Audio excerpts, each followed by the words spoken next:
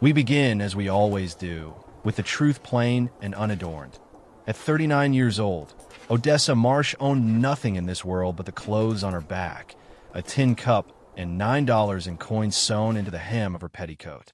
She had been cast out of the only home she had known since her marriage by her late husband's brother, Hollis Marsh, a hard, calculating man who had waited only 3 weeks after the burial to declare the homestead his by right of blood, and Odessa's claim to it worth less than the paper it was written on.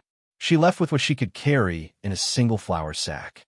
And when she arrived, footsore and half-starved, in the little Dakota Territory town of Cades Crossing in the autumn of 1889, she did the only thing a woman with $9 and no roof could do. She went to the courthouse steps where the county was auctioning off abandoned properties for unpaid taxes, and she bid $12, every last cent she had, and then some borrowed in shame from a stranger's pity, on a crumbling, boarded-up ruin the townsfolk called the Gilded Antler, once say. Saloon, long since gutted by fire and neglect, its sign hanging by one rusted chain. The men on the steps laughed behind their hands. Take the old saloon, they smirked, certain she'd bought herself a coffin of splintered wood and rat droppings. What none of them knew, what Odessa herself did not yet know, was that beneath the warped floorboards of that ruin lay a false cellar, sealed 20 years prior, holding inside it the answer to every question she had never dared ask about her own vanished father, and with it, the means to set an entire town right again. Settle in, and let us tell you the story of Odessa Marsh. If you're watching this from a place that feels forgotten, overlooked, or written off by everyone around you, tell us in the comments. We would love to know where you're joining us from tonight. Odessa had not always been a woman with nothing. She had been born Odessa Whitlock, the only daughter of Thomas Whitlock, a master carpenter and cabinet maker whose hands could coax a dovetail joint so tight it looked as though the wood had grown that way, seamless, without nail or peg. Her earliest memories were of sawdust drifting gold in the shafts of afternoon light through her father's workshop window in the town of Pale Creek, Nebraska, and of his low, patient voice teaching her the grain of oak from the grain of ash, teaching her to read a plank the way other fathers taught their daughters to read Scripture. What remembers, he used to tell her, running his thumb along the seam. Everything that's ever been done to it, it remembers, and if you listen close enough, it'll tell you. She had thought a fanciful thing to say, the kind of thing fathers said to keep restless daughters occupied on long afternoons, but she had listened anyway, and she had learned. By the time she was 12, she could plan a board true, could tell by weight alone whether a piece of lumber had been properly seasoned, could spot a hidden knot before the saw ever touched it. Her mother had died when Odessa was 6, of a fever that swept through Pale Creek one bitter February. And after that it had been only the two of them, father and daughter, bound together not just by blood but by the quiet religion of good, honest craft. Thomas Whitlock believed, above all things, in the dignity of careful work and the sin of cutting corners. He believed a chair built to last 40 years was worth more to the world than a fortune made in 40 days, and he raised his daughter to believe the same. He was not a wealthy man, but he was known throughout 3 counties for his integrity. If Thomas Whitlock told you a cabinet would be ready by the first frost, it was ready by the first frost, and if he told you a beam was sound, you could stake your barn roof on it and sleep easy. It was this reputation that had, in the end, undone him, though Odessa would not understand the shape of that undoing until she was nearly 40 years old and standing in a ruined saloon 200 miles from where she was born. What she remembered instead, what she carried with her through every hard year that followed, was the feeling of being 15 years old and watching her father vanish. He had gone, he told her, to Dakota Territory to fulfill a contract. A large one, the kind that could set them up comfortably for years, building the fine-paneled interior of a new establishment for a man of some standing in a growing rail town. He had kissed her forehead, promised to send for her within the season, and ridden west with his tools in a wagon he'd built with his own hands. He never sent for her. He never wrote. After 8 months of silence, a neighbor took pity on the girl and sent her to live with an aunt in Ohio, and their Odessa grew into a woman never once knowing whether her father had died on the road, abandoned her out of some shame she couldn't fathom, or simply forgotten she existed. It was a wound she learned to carry quietly, the way her father had taught her to carry a plank, balanced, so the weight didn't show, so no one would guess how it strained her arms. She married a gentle, unambitious man named Caleb Marsh at 22. Mostly, she admitted only to herself, because he asked nothing of her that she could not give, and because his small homestead in the Dakota grasslands gave her a place to finally set down roots after years of drifting between relatives who tolerated her more than they loved her. She never told him about the cellar-deep ache of not knowing where her father had gone, though sometimes, on nights when the wind moved through the grass in long, sighing waves, she would find herself wondering if she had passed within miles of him without ever knowing it, if the very ground beneath her boots held some echo of him. She never imagined she would learn the truth the way she finally did. Not through a letter, not through a stranger's confession, but through a floor. The fall came slowly, the way falls often do, disguised at first as simple hardship rather than catastrophe. Caleb Marsh was a good husband, but an indifferent farmer, prone to trusting men he shouldn't have trusted and signing papers he hadn't fully read. And in the spring of 1888, a poor harvest coincided with a note coming due to the Territorial Land Bank, a note Caleb had taken out the previous year without telling Odessa the full size of it. They weathered that year on rationed flour and Odessa's careful mending of everything from harness leather to her own dresses, letting nothing go to waste, teaching herself the same patience with a needle and thread that her father had once shown her with a chisel. But the following winter, Caleb caught a chill hauling wood in a storm that came on faster than the sky had promised, and the chill became a fever, and the fever took him inside of 3 weeks, leaving Odessa, a 38-year-old widow with a mortgaged homestead and a brother-in-law who had never once, in 11 years, looked at her with anything warmer than calculation. Hollis Marsh had always resented his younger brother's marriage, had always believed, quietly and then not so quietly, that the family land should have passed through him rather than through a woman with no blood claim to the Marsh name beyond a wedding band. Within days of the funeral, he produced papers, real papers, legally filed, the kind Odessa's own husband had signed without full understanding in a moment of financial desperation 2 years prior, that named Hollis as co-signer, and, in the event of Caleb's death without living children, primary inheritor of the homestead's debts, and, therefore, by the perverse logic of territorial law, its land. Odessa fought it as far as a woman with no money for a lawyer could fight anything, which was to say she fought it with words alone, standing in the county recorder's office with her chin lifted and her voice steady even as her stomach turned to ice, and she lost. Because the law in the Dakota Territory in the year of our Lord 1889 did not much trouble itself with what was right when what was legal sat so conveniently close beside it. Hollis did not gloat. Exactly. He was too controlled a man for that.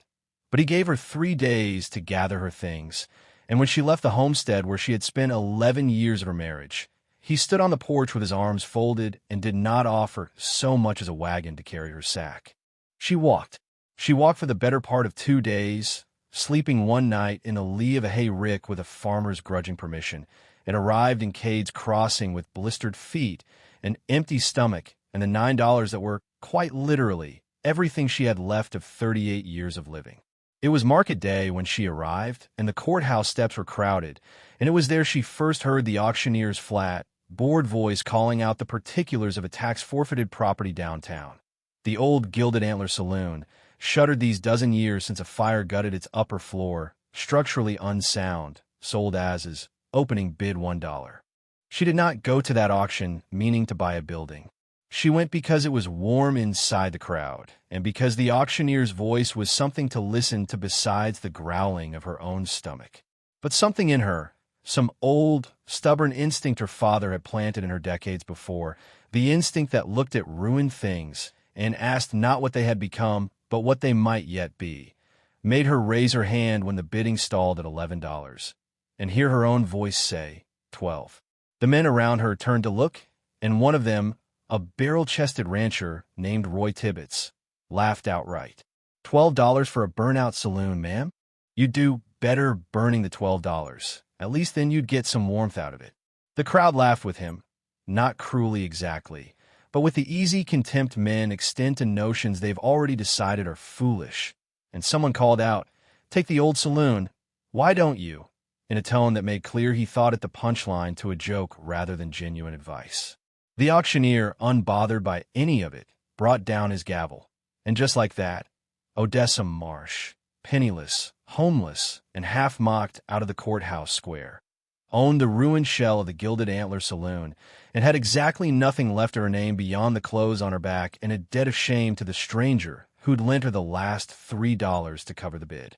She spent that first night inside the saloon wrapped in her one shawl, listening to the wind whistle through the burned-out gap in the roof, and she told herself, as she had told herself through every hard turn of her life, that at least it was a roof, or the memory of one, and that a roof was more than she'd had the night before. In the gray light of the following morning she began, out of habit more than hope, to do the only thing she knew how to do with a ruined structure. She began to assess it the way her father had taught her, running her palm along the bar-scarred wood, testing joists with her knuckles, reading the building the way he'd taught her to read a plank. And it was in doing this, crouched low near the old bar, testing the give of the floorboards with the flat of her hand, that she noticed something the fire and the years of neglect had conspired to hide from anyone who hadn't been taught to look. A section of flooring behind, where the bar had once stood, didn't sit quite flush with the board around it. The grain ran differently. The nail heads, where she could find them beneath the grime, were spaced in a pattern that didn't match the rest of the room. Tighter, more careful, the kind of joinery a man does when he wants a thing to look ordinary and function as anything but. Her heart began to beat strangely, though she could not yet have told you why. She fetched a pry bar from among the few tools left rusting in the saloon's back room, and she worked at the seam until a panel of flooring, nearly 4 feet square, lifted away from the rest of the floor as a single hinge unit, revealing a narrow set of steps descending into a cellar that, by any account the town could offer, was not supposed to exist. The air that rose to meet her was cool and dry, untouched by the fire that had scorched the rooms above, and when she descended with a lit lamp trembling faintly in her hand, she found herself standing in a small, meticulously built chamber lined with cedar shelving, dry as the day it was sealed, and stacked upon those shelves were tools she recognized before her mind could even finish forming the thought: a set of chisels with worn oak handles, a brass-bound level, a folding rule stamped with initials that made her knees nearly buckle beneath her. T.W. Thomas Whitlock, her father's tools, sealed inside a hidden cellar beneath a saloon 200 miles from the last place she'd ever seen him, in a town she had never once, in all her wandering years, thought to associate with him. She did not weep immediately. She stood very still instead, the lamp shaking, understanding arriving in slow, cold waves rather than all at once.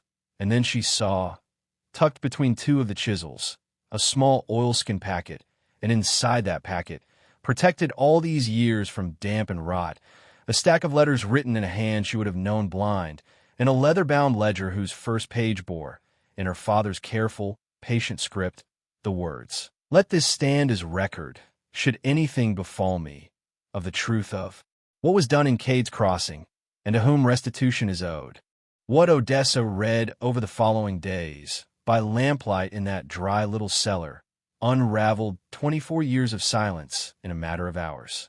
Her father had indeed come to Cade's Crossing in 1865, contracted by the town's founder, a shrewd and ambitious man named Ezra Cass, to build the fine-paneled interior of what was to become the Gilded Antler, then intended as the crown jewel of a growing rail town Ezra Cass meant to control from its cradle. Thomas Whitlock had done the work honestly and well, as he did everything. But in the course of the job, he had discovered something Ezra Cass never meant for him to find.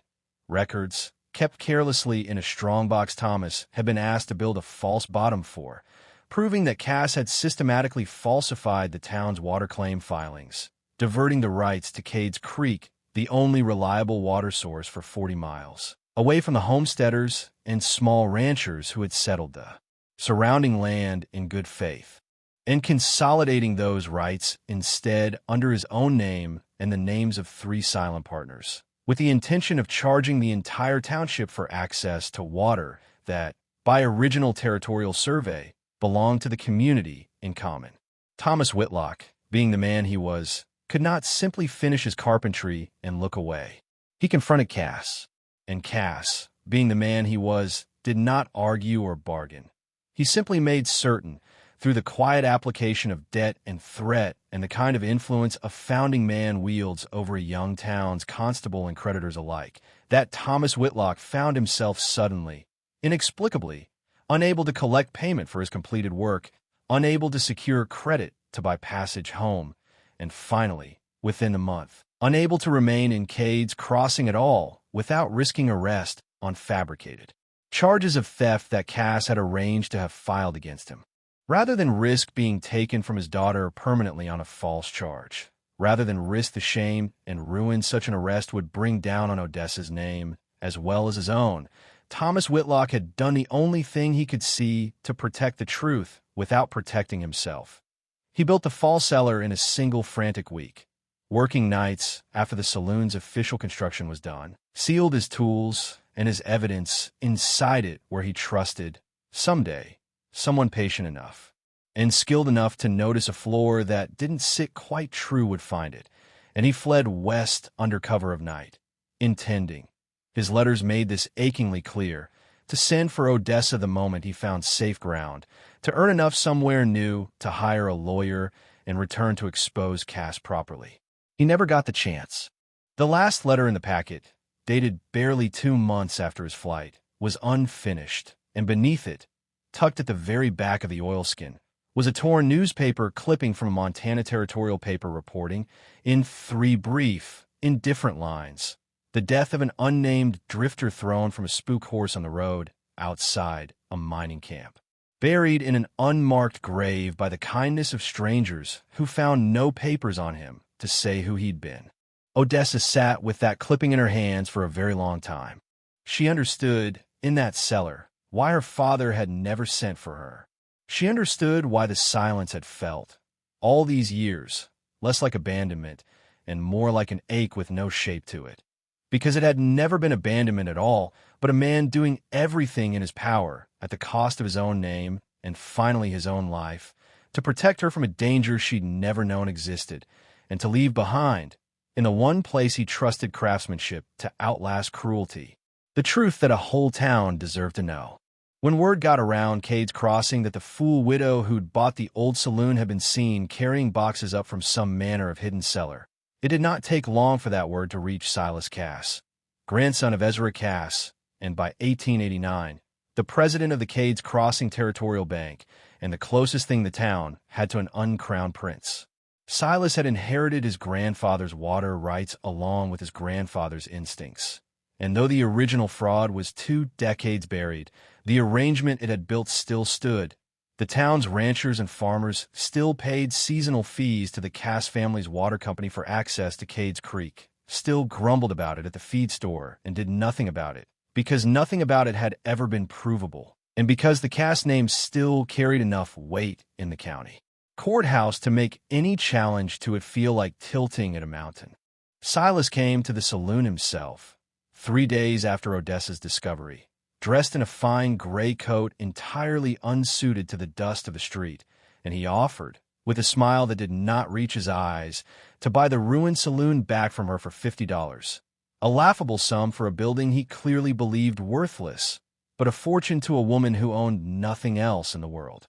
Odessa, who had not yet decided what she meant to do with what she'd found, felt the offer land like a hand closing around her throat, because she understood at once, watching the careful way his eyes moved past her toward the bar and the floor behind it, that he did not want the building at all. He wanted whatever might be underneath it, and he wanted it gone before anyone else in Cade's Crossing thought to wonder why. She told him she would think on it. She did not tell him about the cellar, and that night, lying awake on a bedroll in the room above the very floor that held her father's testimony, she understood that Silas Cass would not simply wait patiently for her answer, and that a woman alone, with no money and no standing in a town where the banker's name opened every door and closed every objection, made a very easy target for whatever quiet, undeniable pressure a man like that could bring to bear. The pressure came fast. Within a week, the general store that had extended her a small line of credit for flour and coal oil abruptly withdrew it, citing new policies from the bank that held its own loan. The one carpenter in town who might have hired her, for she had, in her desperation, begun quietly offering her father's trade around Cade's Crossing, mending a wagon wheel here, repairing a porch step there, for whatever coin or trade folks could spare, found his own credit suddenly called due by the bank the same week he'd agreed to take her on. Whispers began to circulate, seated so casually no one could say where they'd started, that the widow at the old saloon was strange, was secretive, was perhaps not entirely right in the mind, digging around in cellars and refusing a perfectly generous offer from a respectable man. Odessa felt the walls of the town closing in on her exactly the way the walls of the county recorder's office had closed in on her over her husband's land. And for one long, weary night, she nearly convinced herself to take the $50, to let the Cass family's secret stay buried the way it had been buried for 24 years, and simply survive. What stopped her was the ledger itself, and one line in her father's own hand that she returned to again and again in those difficult days. Let this stand as record, to whom restitution is owed. Not to her, to the town. Her father, driven out, ruined, ultimately killed by the road that fraud had forced him onto, had not built that hidden cellar to protect his daughter's inheritance. He had built it to protect the truth for the people of Cade's Crossing, people he had never even met, because he believed, the way he'd always believed, that honest work and honest dealing were owed to a community, whether or not that community ever knew to be grateful for it. Odessa understood, turning her father's folding rule over in her hands in the dim cellar light, that to sell the building and let Silas Cass quietly dispose of what was beneath it would be a second betrayal of everything her father had died trying to preserve, and she realized with a kind of steadying resolve she hadn't felt in years. It would also be a second time she let a Marsh or a Cass decide what was rightfully hers to determine. She did not go to a lawyer, for she had no money for one and little faith, after her experience with Hollis, that the law alone would serve her. Instead, she went to the people the fraud had actually harmed. She spent the better part of 2 weeks walking the dusty roads around Cade's Crossing, visiting homesteads and small ranches one by one, carrying with her the original territorial survey maps she'd found folded inside her father's ledger, maps that clearly showed Cade's Creek designated as common water access, predating Ezra Cass's falsified filings by 3 years. She spoke plainly to each family, showed them the maps, read them the relevant passages from her father's account, and asked nothing of them except that they come, on an agreed morning, to stand together outside the bank.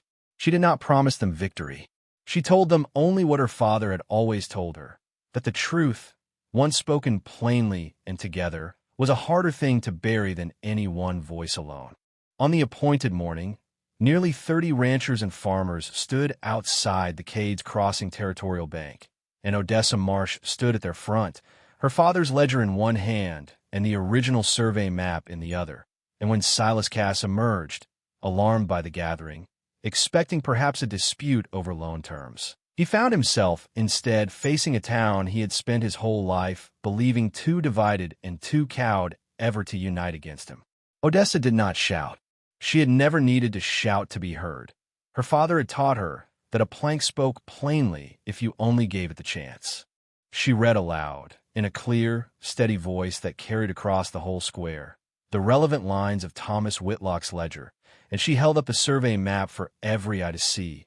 And she watched Silas Cass's composed, banking house face go the color of old ash as 30 of his own depositors and debtors began, murmur by murmur, to do the arithmetic of 24 years of water fees in their heads. It was not, in the end, Odessa's word against his that broke him, but the territorial land office in the county seat, summoned by a delegation of the town's own ranchers within the week, whose surveyors confirmed within days what the old map had always said. The water rights to Cade's Creek had never lawfully belonged to the Cass family at all, and every season of fees collected under that false claim was owed back, in some measure, to the community it had been taken from. Silas Cass did not go to prison. The fraud was his grandfather's making more than his own, and the law slow as it was, could only reach so far backward. But he lost within the year both the water company his family had built on a lie and the unquestioned authority his name had carried in Cade's Crossing for 2 generations, and he left the territory not much later a diminished man. His fortune divided among the very claimants his grandfather had once robbed. Odessa did not take a single dollar of the restitution for herself, though the town, grateful and a little ashamed at how quickly they had once laughed her out of the courthouse steps, tried more than once to press some portion of it on her. Instead, she asked that the recovered funds go toward rebuilding what Cade's Creek's fraud had cost the town in dry seasons and failed crops over 2 decades, a proper communal well and irrigation channel, engineered soundly, built to last. And the old gilded antler saloon itself, the ruin she had bought for $12 foolish amid open laughter, she did not sell and did not abandon. She rebuilt it herself, board by board, in the manner her father had taught her, patient and unhurried, refusing every corner that could be cut. And when it stood finished the following spring, she did not reopen it as a saloon at all, but as the Whitlock Hall, a gathering place for the whole township, a schoolroom by day, a meeting hall by evening, its bar repurposed into a long communal table, and set into the very floor where the false cellar had once hidden a father's desperate testimony. A simple brass plate reading only, "Here honest work was finally believed." So we return, as we always do, to where we began, to a woman of 39 standing penniless on a courthouse step, laughed at for spending her last $12 on a ruin no one else would touch. What the men on those steps could not have known, and what Odessa herself could not yet have known, was that the very foolishness they mocked her for was, in truth, an inheritance she didn't yet recognize. Her father's old instinct, planted decades before in a sunlit Nebraska workshop, to look past a ruined thing and ask not what it had become, but what truth it might still be holding, patient and undiscovered, for someone willing enough to kneel down and listen. Odessa Marsh lost a husband, a home, and a name not her own to claim. And in the wreckage of all of it, she found a father she had spent 24 years believing had simply let her go. She learned, in the end, that he never had. And in restoring to an entire town the water and the truth that had been stolen from it a generation before she ever arrived, she restored something to herself as well. Not an inheritance of money, for there had never been any, but the far rarer inheritance of knowing, at last, exactly who she came from and exactly what kind of woman that made her. Thank you for spending this evening with us and with Odessa Marsh. If her story moved you, we'd be grateful if you'd share it with someone who might need a reminder that value is so often hidden exactly where the world has stopped looking for it. And we'd love to hear from you now. What is a time in your own life when you found real worth in something everyone else had already written off? Tell us in the comments below. We read everyone. Until next time, stay close.